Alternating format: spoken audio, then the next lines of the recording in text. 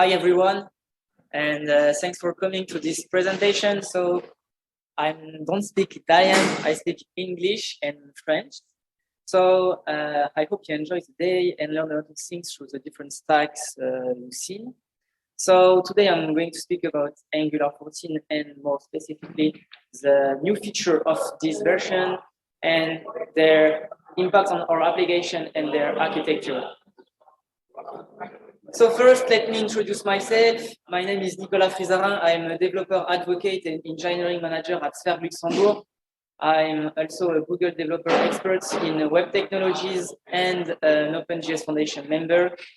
So in few words, I love contributing to the web and Node.js ecosystem, and I love sharing my experience and knowledge through speaking at conferences like today or giving training and writing articles. So just before starting, I would like to say a few words about my company. SFEIR is a consulting company based in France, Luxembourg, and Belgium. Currently, we are hiring, so don't hesitate to apply if you want. So what we will see today, as I said, I'm going to speak about the new feature of Angular 14. And as you can imagine, I am going to speak about one of the biggest features of this version, standalone components. And the fact of having introduced standalone components, the routing is considerably impacted. So I'm going to show you how. In addition of this amazing feature, Angular introduced a new development pattern called the composition that we can already find in Vue 3 thanks to the composition API. We will see why and how the developer experience is improved thanks to now typed form in Angular. And finally, I will make a quick demo in live coding, so I will code something. So standalone components is a new way to say goodbye to ng modules, but in fact, standalone components is a new way to write components. And these amazing components aim to simplify the way to write components and ng modules, and they also aim to make modules optional. So Paweł Kozłowski, who is an Angular team member, said in the standalone components RAC, given the central role of ng modules in Angular, it's hard to reason about components, directive, and pipes. And this is totally true because currently, or before the Angular 14, the whole ecosystem of Angular revolves around this notion. So application and library revolves around the notion of ng modules. So an application without the ng modules current in Angular 14 can't even start. So before Angular 14, Angular application was built around 4 important modules, and the first important module and the most important module is the root module. This is the most important module because it's your main module, and it's on this module that an Angular application will bootstrap. So typically, this module will contain your first component to display and sometimes some providers that must be available for the whole application. The second module is the core module. So the core module is your application core module, because this module will contain generally providers that are common to the whole application. It will contain also guards, interceptors, and components that are parts of the application body, like footer, header, or navigation bar. There is another important module, the feature module. It's an important module because it's functionalities of your application. So mainly it's a view of your application. And for more optimization, feature module are always lazy loaded. Okay, and because the lazy loading is done by module, you must create a navigation module for each feature module. And this navigation module contains a subrouting navigation to display the correct component for a given path. And the last module is the share module. The share module will contain all what is shareable to the whole application. So the shared module will contain the most often used module, like command module or reactive forms module. It will contain shareable and customizable components, directive and files, and also it will contain the components that are exposed by your design system, like Angular material or ng0, ng bootstrap, or your own custom design system. Okay. So, wow, a lot of modules and files. Okay, just to display a to-do list example, or just to make a basic application like an Hello World application. So the fact of having made the modules like central role of an application have huge impact on the developer experience. And the first impact is on newbies. Okay, so if you want to create a new Angular application, you must understand the whole logic of ng modules before just display an hello world on the screen. So you must understand what is exported, what is imported, what are the providers and the declaration properties of the metadata modules annotation. So a lot of things to understand just before displaying a simple hello world. A second impact is on the components itself. So reading a component is not enough on its own. And why? Simply because all the dependency of the components are not on the same files of the components. So you must read the ng modules that import the components to understand the whole business logic and to discover all the dependency of your components. So this is very big. The third impact is on the bootstrapping itself. So bootstrapping is too complex. And why it's too complex? Because you have 4 files just to launch your application. So the first file is your main.ts file. The second file is your index.html file, your app.component file, and your app.modules files. And for some person like me, bootstrapping is made by 5 files. So because without the angular.json file, you can bootstrap, you can build. So yes, it's angular.json file is your identity card of your application. And bootstrapping is very easy to misuse. And the last impact is on the feature module, because there is no tree shaking available on modules, components, and directive. And because the feature module will import the shell module, your feature module can become very big, because the shell module will become big too, because it will contain all the shareable things of your application. So community wants to have a new pattern to work around to this architecture, and Lars Nielsen has designed a new pattern called the single component directive pipe as module. So Lars is MVP, Microsoft Value Professional, and a lot of things for the community. So the goal of this pattern is to place on the same file the components and its dedicated ng modules. So imagine you have 2 components, you have 2 modules. So this pattern will solve some issue we have seen in the previous slide, but not all the issues. So it reduces file numbers, okay, because on the same file we will have the components and its associated modules, but we will have more or an equal number of ng modules. The bundles of the components and the module will be reduced, because the modules dedicated to the components will import only the dependencies that the components needs to be to work properly. And finally, the logic of unit reuse is unblocked. So based on this this speculation, Standalone Components was born. And so, yeah, Standalone Components, welcome to the future of Angular. So to create a standalone components, it's very simple. Now we have a new property available on the metadata of the component annotation, and this property is called standalone. So if you set standalone to true, you create a standalone components. If you set standalone to false, you create a basic components.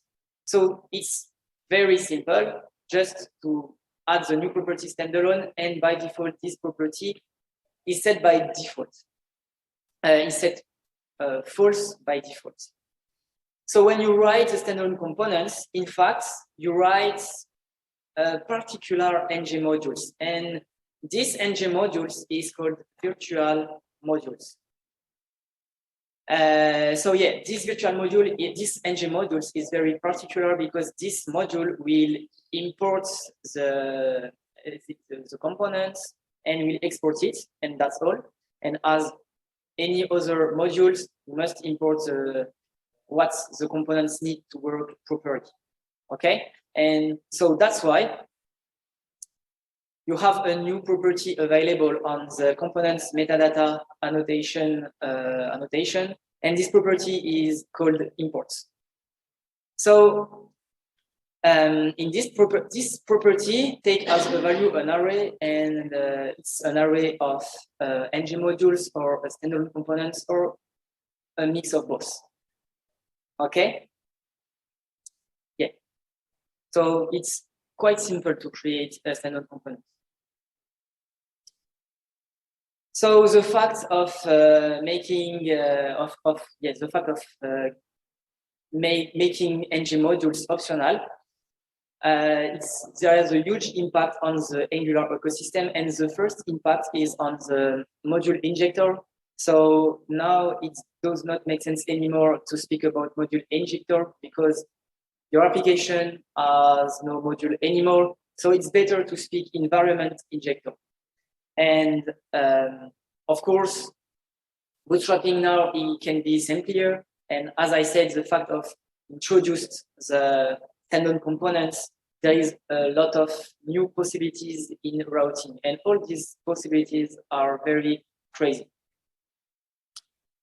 So thanks to standalone components, you can now bootstrap on a standalone component. So it's not necessary anymore to bootstrap on an ng modules, and you can bootstrap on standalone components thanks to the bootstrap application function. So the bootstrap application function take as a first argument your standalone components on which the application must bootstrap, and on a second argument, configuration objects having for the moment just one property called the providers. So this property is very helpful for us because it allows us to register some provider for the whole application. But a question remains to be solved. And this question is, how can we register some provider exposed by the ng modules? And the solution is very simple because now Angular gives us a new helper function, and this helper function is called import providers from. And this function takes as a first argument ng modules that expose some providers. So to summarize, to bootstrap an application, it's on the standalone components, use the bootstrap application function. And if you want to register some provider exposed by a module, you must use the import providers from. For the future, Angular will introduce new helper function to avoid us using this import providers from function. And for example, an application that take care of registering the HTTP clients exposed by the HTTP client module can be, I don't know, maybe with HTTP clients or provide HTTP clients. I don't know, but currently this function is not available on Angular functions. So, as I said, standalone components have huge impact on the routing, and now routing have a lot of new possibilities, and all these possibilities are crazy. So the first, so when you introduce standalone components, you can ask yourself, it's normal to ask yourself some question like, how can I navigate to a standalone components?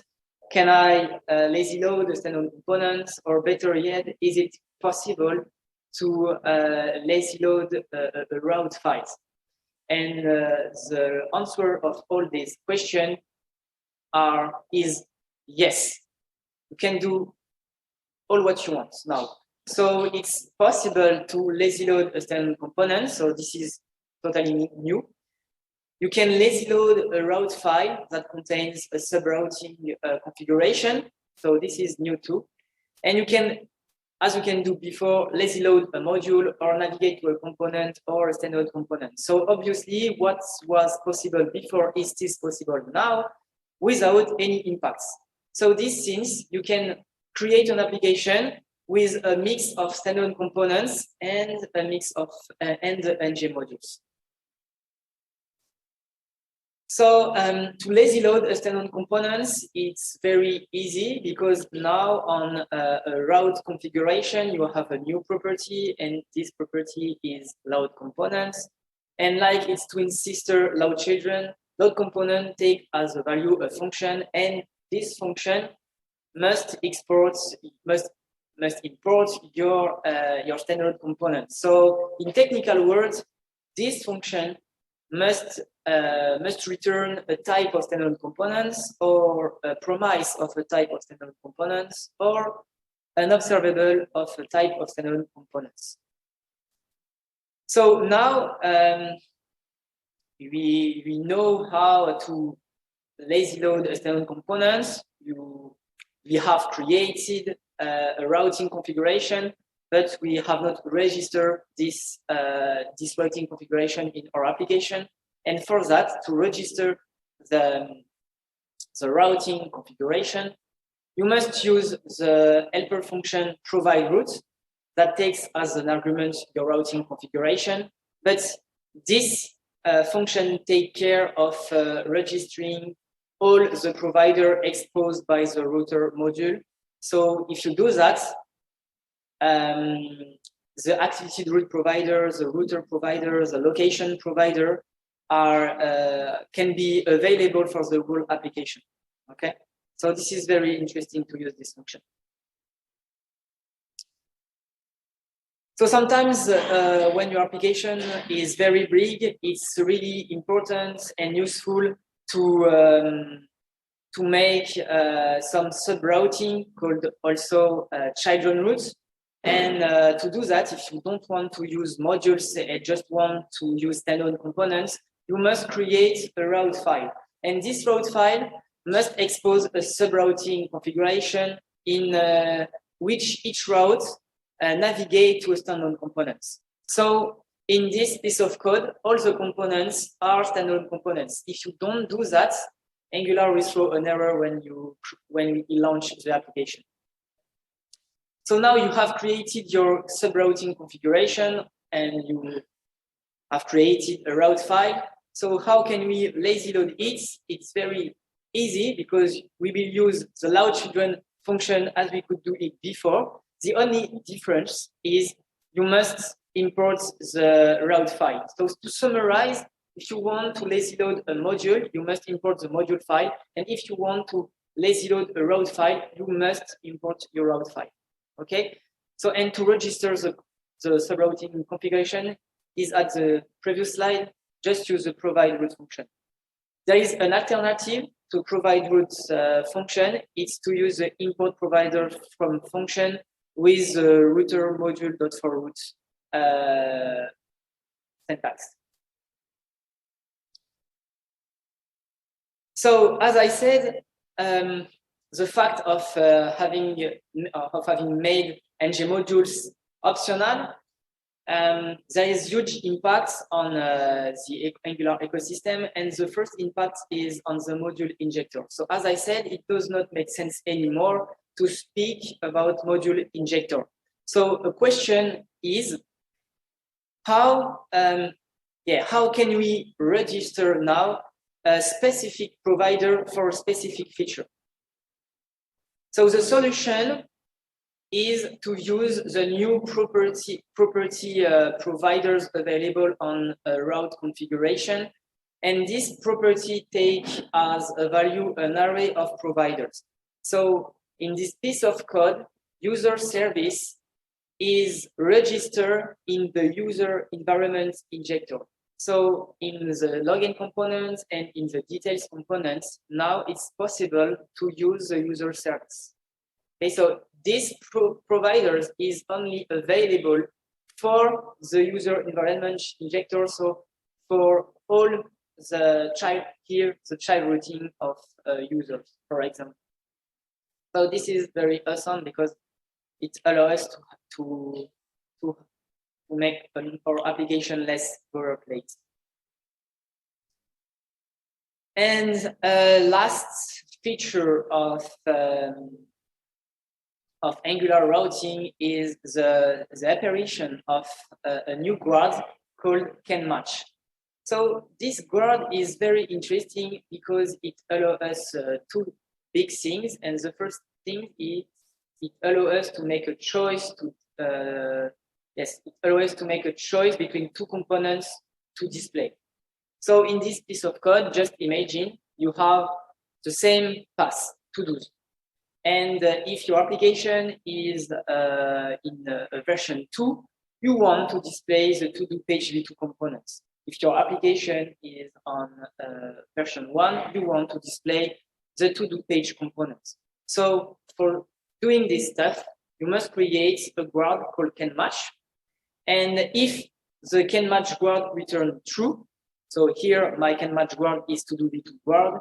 So if to-do v2 guard returns true, your to-do page v2 components will be loaded in your application and will be displayed instead of the to-do page components. But if to-do v2 guard return false, your to-do page components will be loaded instead of to-do page v2 components, and to-do page component will be loaded. Displayed. The second stuff is it makes us to avoid the workaround to write the combination of can load guard and can activate or can activate child guard.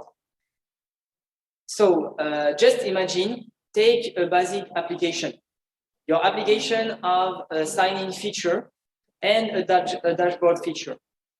So it's a good practice to lazy load your sign-in feature, and it's a good practice to lazy load your dashboard feature. Okay, so you want to avoid to go to the sign-in feature if the user is already logged. Okay, so to do that, you will create a can load guard. So now imagine you launch your application for the first time. So the user launched your application for the first time, and he is automatically redirected to the sign-in feature because your user is not logged. Okay, so your user enters the credential, and after saving, your user is redirected to the dashboard feature. So all things to be worked properly. But now imagine your user click on the back arrow of the browser. Your user will be redirected to the sign-in feature. And it's not normal because you have a cannot work. So because the sign-in feature is already loaded in the browser, you don't enter on the cannot guard. And that's why before Angular 14 and before this guard, you must make a combination of can activate guard and cannot guard. So now, thanks to can match guard, and because can match guard return a URL tree, you can avoid this combination and just write a can match guard. So this is very nice. So a lot of new feature, and all these features are amazing, but a new feature is that the Angular team introduced a new development pattern called the composition. In Vue 3, the composition was unblocked thanks to the composition API, but in Angular, the composition will be unblocked thanks to the injection. So just a little word about composition. Composition, the goal of the composition is to create high reusable code. Okay, so the goal is to compose to make a beautiful application like you do when you build a Lego. So before Angular 14, you have a function called inject function. This function helps us to avoid writing constructor and take as the first argument a token to inject. Okay, very simple. But this function works only on an injection context. So in few words, this function works only on provider. So if you use this function in a component or a directive or pipes, Angular will throw an error. And this error says us, hey, you must use the inject function in an injection context. So prefers to use a constructor instead. Okay, so this is typically the error we will have. So now in Angular 14, the injection function works outside an injection context. So you can use this function inside a component or inside a pipe or inside a directive. So this is very amazing because thanks to this inject function, as you can imagine, composition pattern is unlocked, okay? Because you can inject some provider, some token in helper files, etc. And guards can become a function. So before this version, guards are class, and we write class because sometimes we need to inject to get some providers in our guards. So we use a class because in guards you work outside an injection context. So now guards can become a function, and this is very awesome because finally our application and the way we write guards are less boilerplate. So this is very, very nice. So let's take few examples. So first example is I want to retrieve the parameter of a pass, okay? And in Angular, it's always the same code. Always, always, always. The only difference is the name of the parameter. So to do that, the best practice is to create a shared folder. Inside it, create a composable folder, and inside this folder, create a file or composition file on a specific entity. Here, I want to work on the routing entity. So I create a route.composable.ts file, and in this file, I export a function called getParams, and this function takes as a first argument the name of the parameter of my pass. I inject my affected route to retrieve my parameter, and I return it as an observable. Okay? So now, how can I use this function? Very easy. On the app components, okay, you must create a variable here, ID user, and use your function. So call it, and it will work as expected. So this is very cool because now it's easy to respect the strict typesins in Angular. Another example, guard. So here I want to prevent the navigation to the sign-in components. So here it's a logging components. I want to prevent the navigation if my user is already logged. So for that, I just create a function. And inside this function, I just inject my user service to know if my user is already logged or not. If it's logged, I inject the router to create a new URL tree, and I navigate and I redirect my user on the home feature. And if my user is not logged, I return true to say, hey, you can go to the login component and enter your credentials.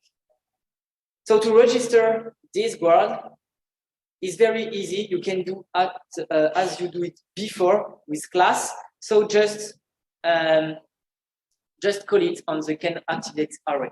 So this is very cool because less boilerplate and it's more readable, very easy to read. So yes, very cool.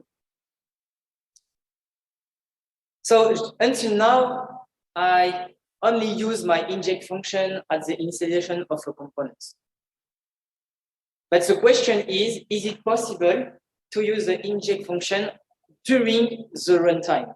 So is it possible to use the inject function when I click on a button? So imagine you have a button in your interface, and when you click on it, you must inject a provider and, I don't know, make a HTTP call, make your own business logic. So is it possible? And the answer is yes.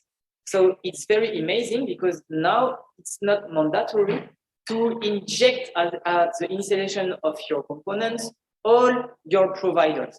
So this is possible thanks to the environment injector, but currently this injector is in developer preview. Okay, so avoid to use it in production. And this provider give us a function run in context, and this function take as a value a callback, and in this callback you can inject your providers and do all the stuff you want. Just a few words about this. This function must be synchronous because the inject function is synchronous. So this inject function will not work if you use inject function in synchronous callback or just before a waypoint. So now, most requested feature by the community was please types the forms. So until Angular 14, all the forms are not types, and you have a lot of mistakes when you build your application. So type forms, it's a way to avoid stupid types mistakes. So introduced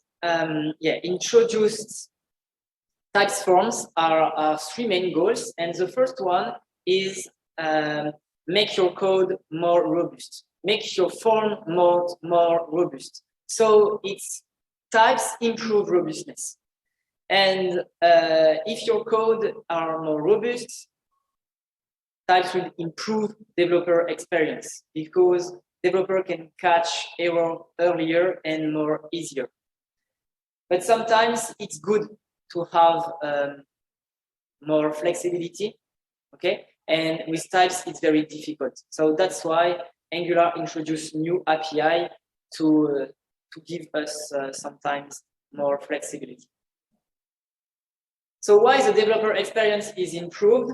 Because now all methods on form are types. So in the component, you have better auto-completion and you have no magical string. I hate magical string. I hate writing some string and by magic, I can get a control. So now it's not possible anymore because all your methods are types. So you have better auto-completion. And for people who use VS Code like me, Angular and the plugin Angular language services, now Angular services has better auto-completion in templates. So to create form now is very easy and you can create form very quickly. So how is the transformation? So as you can notice in this picture and in this piece of code, now form group, form control, and form array take a generic type. And if you check the form control, you can see the form control is typed as string or null.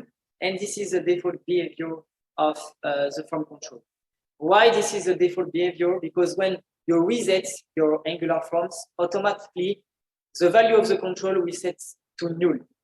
To avoid this behavior, you can pass a configuration objects to your control and add the property non-nullable value to true. Few words about form array. form array take now a generic type, and all the type of the form array must have the same type. So if you don't give the same times to each control of the form array, Angular will throw an error. So sometimes it's good to have more flexibility, as I said. So now just imagine you have a forms and you want to add or remove control dynamically. So it will be very complicated to do that with a form group, thanks to the types. So now Angular will give us a new class called form record, and form record is designed for this application. So form record and form group are exactly the same, but form record, all the control on a form record must have the same type. Okay, so it's very useful if you use a form group as a map to which you add or remove control. Okay, it will be very complicated to type this form group, so it's better to use form record. In other words, it can be handy when you want to add or remove checkbox dynamically. Imagine. Okay, so imagine you have a user and your user want to add or remove language they understand or not understand. So the form record will be perfect for that. So a lot of feature, and imagine you have a lot of forms. You see that, and you can say, hey, maybe the migration will be very complicated.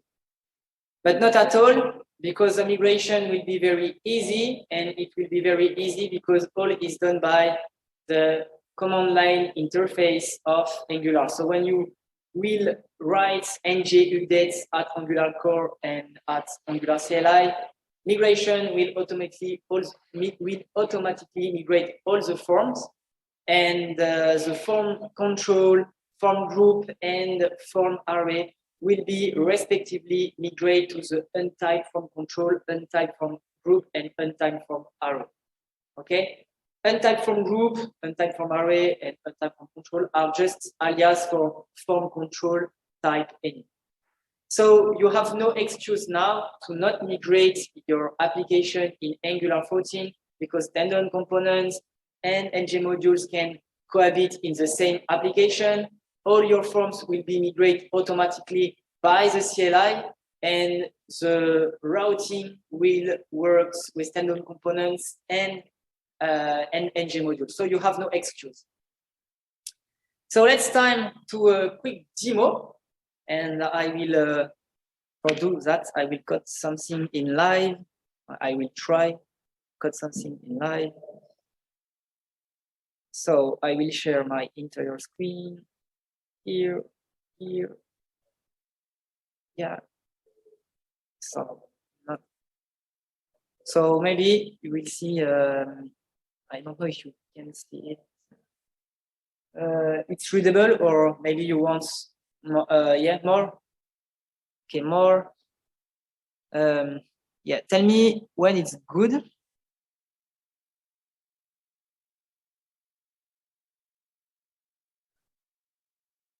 More or it's good? More? More? More? It's okay? Yeah, thank you, because actually I can see anything on my laptop. So let's go. Yeah, so I use VS Code to do that.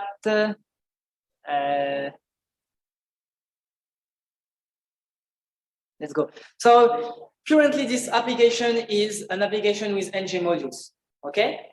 So the goal of this demo is just to migrate this application with standalone components, okay, in the first time.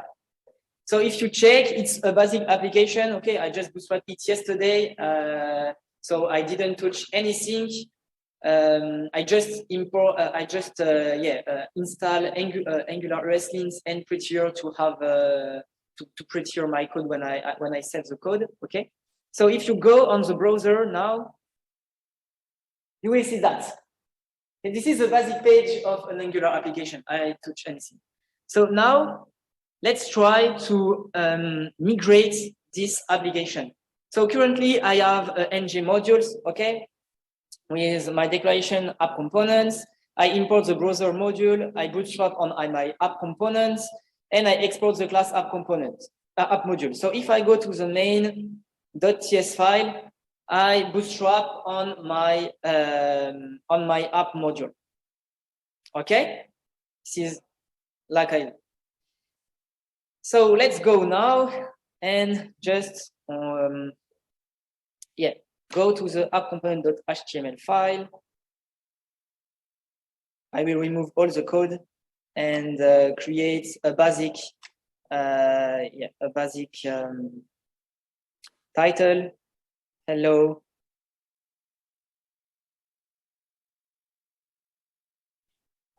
Okay, so if I go now on the browser,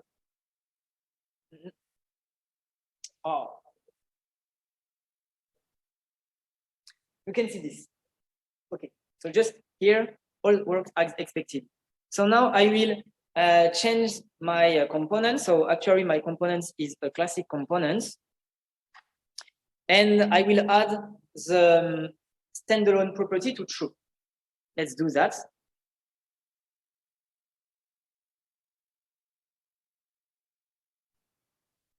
Okay, so if I do that, I have a problem and it told me, hey, your app component is standalone. And as I said, when you create a standalone component, in fact, you write ng modules.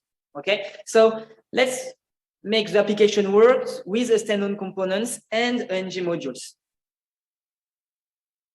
We'll go to the app module file, and here I will remove my app components, and I will remove here my app components, and I will have here providers. No, yeah, here app components. So if I do that, normally nothing appears, and it's normal because, okay, you have no error, but you import a standalone components, but you didn't say on your application, continue to bootstrap on the app module, okay? But in the app module, you didn't declare any components. So it didn't know on which component it must bootstrap. So now we'll change the bootstrapping, and for that, we'll go to the main.ts file, and I will remove all this code. So if I do that, you have something on the screen, but nothing works normally.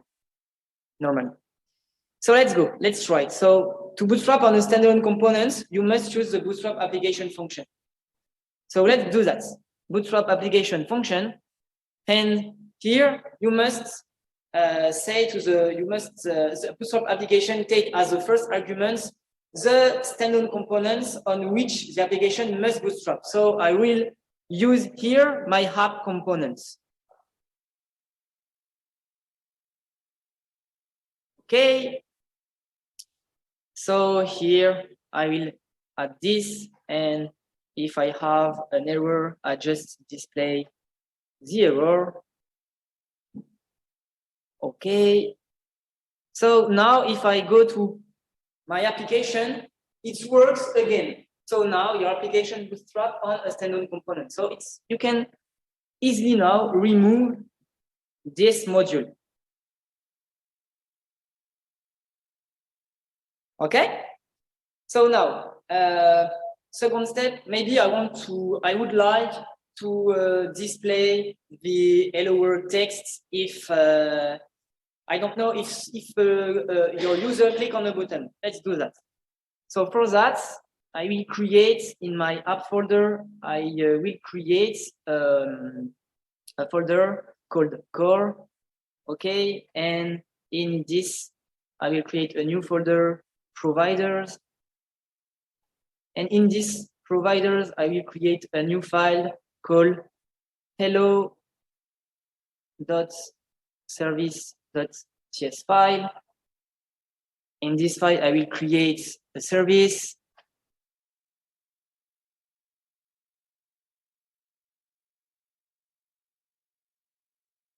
Web application. This is done by the providing route here, as you can see. I rename my services. I remove this. Okay, and I will create a behavior. Yes, I will create. So I don't know how. Yeah, private, hide, show. This will be a behavior subject of Boolean type.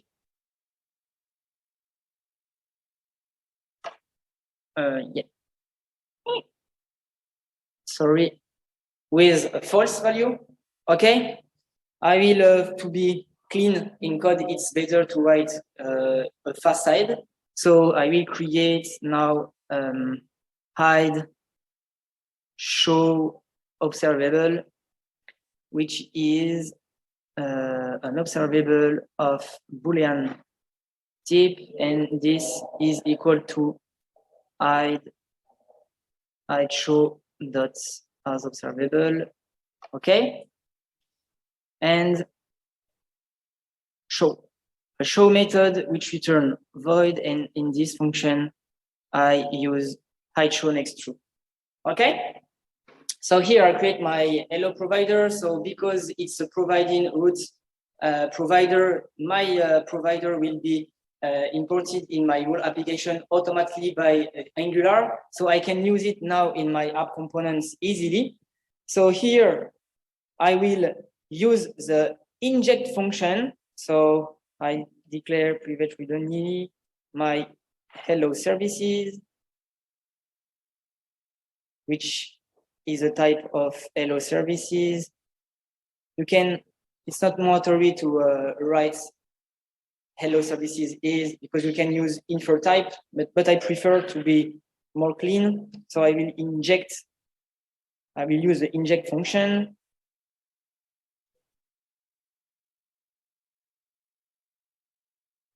And this inject function take as an argument the token you want to inject, you want to provide. So here it's hello service. Okay. And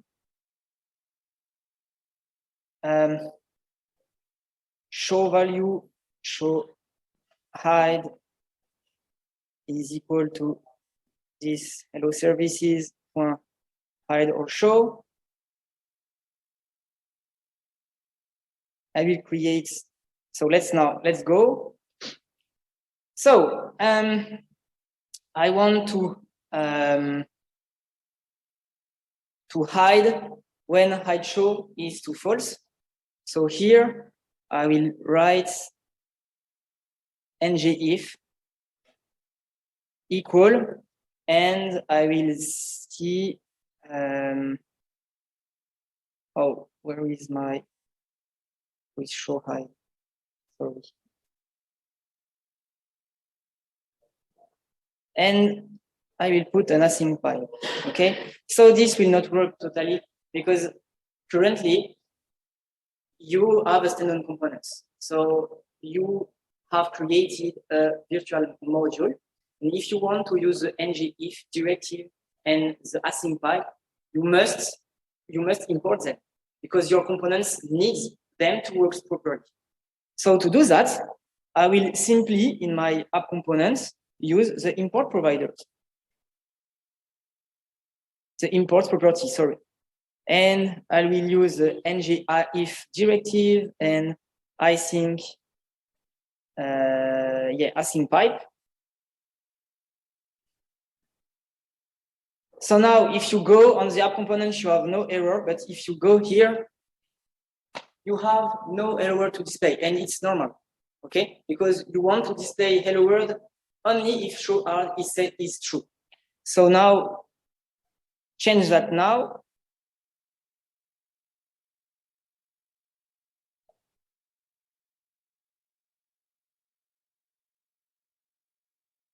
I create a button, and oops, sorry, on a click button, I will create, let's go, show events, a show method, this one, okay.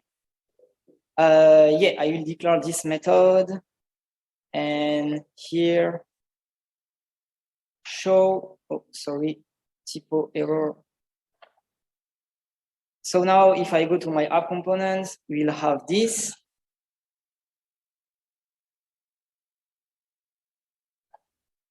So this return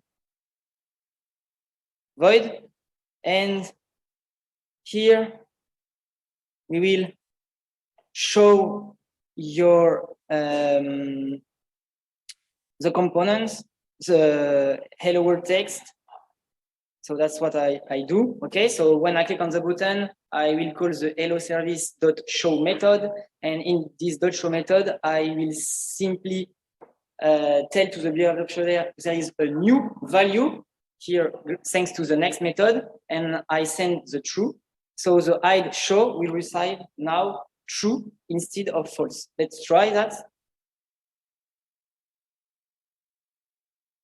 So you have a show button, and if you click on it, hello world is displayed. Okay? So as you can see, it's very easy to create an application with just standalone components and use all the features that I present you today, like the inject function. So thanks everyone. Sorry for my bad English accents. As I said, I'm French. You can follow me on social networks, on Twitter and LinkedIn with the following credential. Have a nice day. Enjoy the rest of the day, and thanks you again.